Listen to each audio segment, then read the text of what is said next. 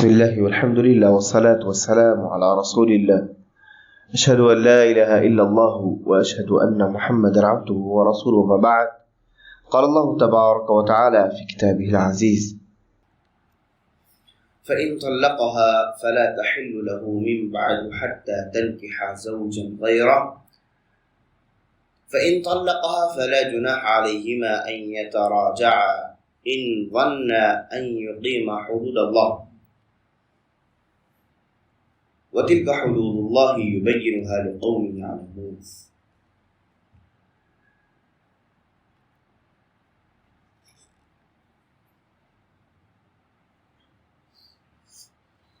سورۃ البقرہ کی یہ آیت نمبر 230 ہے. گفتگو پہلی آیت سے جڑی ہوئی ہے. طلاق کے مسائل ان آیتوں میں ذکر ہو رہے تھے. گزشتہ آیت کریمہ میں اللہ تبارک و تعالی نے 2 طلاق کی تفصیل بیان کی. پہلے 2 طلاق کے معاملات کو اللہ تبارک و تعالی نے بیان کیے، اس کے مسائل کو اور اس کی تفصیل کو. اور اس آیت کریمہ میں اللہ تبارک و تعالی نے تیسرے طلاق کے مسائل کو بیان کیا. کہا فَإِن طَلَّقَهَا فَلَا تَحِلُّ لَهُ مِن بَعْدُ، اگر شوہر بیوی کو تیسرا طلاق بھی دے دیتا ہے تو اللہ نے کہا اب وہ اس کے لیے حلال نہیں ہے ہرگز. حَتَّى تَنْكِحَ زَوْجًا غَيْرَهُ، یہاں تک کہ کوئی دوسرا شخص اتفاق سے بغیر کسی منصوبہ بندی کے اس عورت سے نکاح کرے اور پھر وہ اپنی رضامندی سے اپنے بغیر کسی منصوبہ بندی کے اس کو طلاق دے، تب وہ پہلے شوہر کے لیے حلال ہو سکتی ہے، ورنہ وہ حلال نہیں. منصوبہ بندی کے تحت یہ کام نہیں ہونا چاہیے. مثال کے طور پہ پہلا شوہر ہی کہے کسی دوسرے کو کہ تم برائے نام میری بیوی سے نکاح کر لو تاکہ دوبارہ وہ میرے لیے حلال ہو جائے، تو یہ کام تو لعنتی کام ہے. رسول اللہ صلی اللہ علیہ وسلم نے لعنت فرمائی ہے. لعن رسول اللہ صلی اللہ علیہ وسلم المحلل والمحلل له، نبی صلی اللہ علیہ وسلم نے لعنت فرمائی ہے حلالہ کرنے اور کروانے والے کے لیے. لعنت فرمائی یعنی کوئی حلال کرنے کے لیے چال چلے، اپنی بیوی کو دوبارہ حلال کرنے کے لیے طریقے اپنائے، تو ایسے لوگوں پر رہنا. تو اللہ تبارک و تعالیٰ نے اس آیت کریمہ میں کہا کہ اگر تیسری طلاق واقع ہو جاتی ہے تو وہ اپنے پہلے شوہر کے لیے حلال نہیں ہے یہاں تک کہ دوسرا آدمی اس سے نکاح کر لے. فَإِن طَلَّقَهَا، اور دوسرا شوہر بھی اسے اپنی جانب سے اپنی مرضی سے طلاق دے دے، فَلَا جُنَاحَ عَلَيْهِمَا أَن يَتَرَاجَعَا، تو اب ان کے لیے دوبارہ رجوع ہونے میں یعنی پہلے شوہر سے ملنے میں کوئی حرج کی بات نہیں ہے. ان ظنّا ان یقیما حدود اللہ، انہیں لگتا ہے کہ وہ دوبارہ اپنی زندگی کو بہتر بنا سکیں گے، دوبارہ وہ اللہ کے حدود کو قائم رکھ سکیں گے اپنی زندگی میں، دوبارہ ایک دوسرے کے حقوق ادا کر سکیں گے. اگر انہیں اس بات کا یقین ہو، گمان غالب ہو، تو پھر وہ دوبارہ مل سکتے ہیں، اس میں کوئی حرج کی بات نہیں ہے.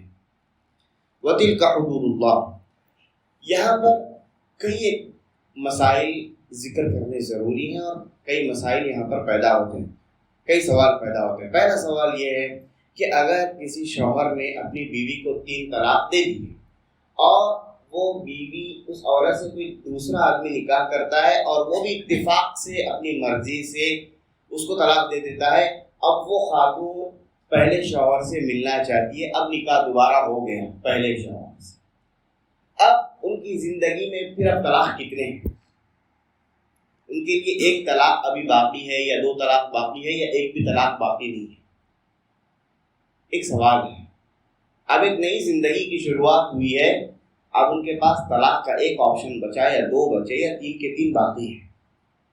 تو اتفاق ہے اس بات پر کہ ایسے جوڑے کے لیے طلاق کے 3 مواقع باقی ہیں، کیونکہ اب یہ حیات جدیدہ ہے، یہ ایک نیا ایسا نکاح ہے کہ پہلے کا کوئی وجود نہیں ہے اس میں.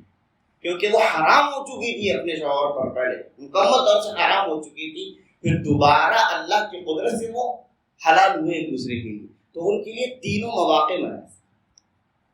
لیکن مان لیں کہ ایک شوہر نے اپنی بیوی کو ایک ہی طلاق دیا، ایک ہی طلاق دیا،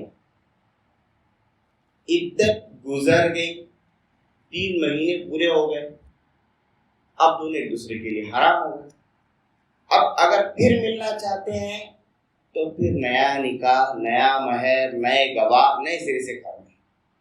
چلیے دوبارہ نکاح ہو گیا، اب اس جوڑے کے پاس کتنے طلاق باقی ہیں؟ نکاح تو نیا ہوا ہے، بالکل نیا مہر ہے، نئے گواہ ہیں، ایک طلاق ہوئی تھی زندگی میں، اب پھر دوسرے نکاح کے ذریعے دونوں آپس میں مل گئے، تو ایسے جوڑے کے پاس نکاح طلاق کے صرف 2 ہی مواقع ہیں۔ پہلا جو طلاق تھا وہ شمار کیا جائے گا، پہلا جو طلاق تھا وہ شمار کیا جائے گا۔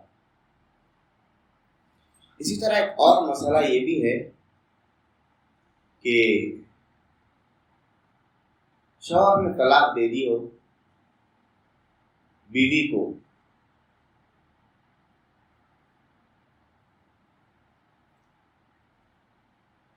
مسئلہ ہے، ایک مسئلہ اور ہے جو ابھی ذہن میں حاضر نہیں ہو رہا ہے، ایک مسئلہ اور ہے جو آئندہ درس میں انشاءاللہ بیان کروں، لیکن اس سے پہلے دوسری بحث یہ کہ خلع کا معاملہ کیا ہے۔ خلع کا معاملہ کیا ہے؟ خلع طلاق میں شمار ہوگی یا وہ فسخ میں شمار ہوگی؟ خلع کی حیثیت کیا ہے؟ کیا خلع کو طلاق کی نظر سے شریعت دیکھتی ہے یا پھر وہ نکاح کو فسخ کر دینا ہے، جیسے قاضی نکاح کو فسخ کر دیتا ہے؟ تو اکثر اہل علم کے نزدیک خلع یہ فسخ نکاح، یہ طلاق نہیں ہے، کیونکہ اگر طلاق ہوتی تو پھر اس میں 3 مہینے کا انتظار کرنا ضروری ہوتا عورت کے لیے، 3 قروء 3 حیض کا۔ اب چونکہ یہ طلاق نہیں ہے اس لیے صرف 1 مہینے 1 قروء کا انتظار کافی ہے۔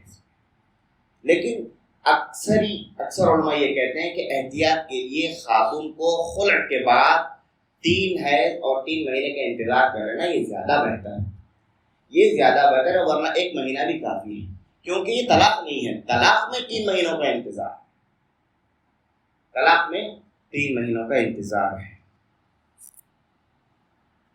تو یہ چند مسائل ہیں اللہ تبارک و تعالیٰ نے بیان کیا کہ وَتِلْكَ حُدُودُ اللَّهِ يُبَيِّنُهَا لِقَوْمٍ يَعْلَمُونَ، یہ اللہ کے حدود ہیں، اللہ تبارک و تعالیٰ اس کو واضح کر رہا ہے ایسی قوم کے لیے جو جاننا اور سمجھنا چاہتی ہے۔ اللہ تبارک و تعالیٰ ہم تمام کو اللہ کے احکامات کے مطابق زندگی گزارنے کی توفیق عطا فرمائے۔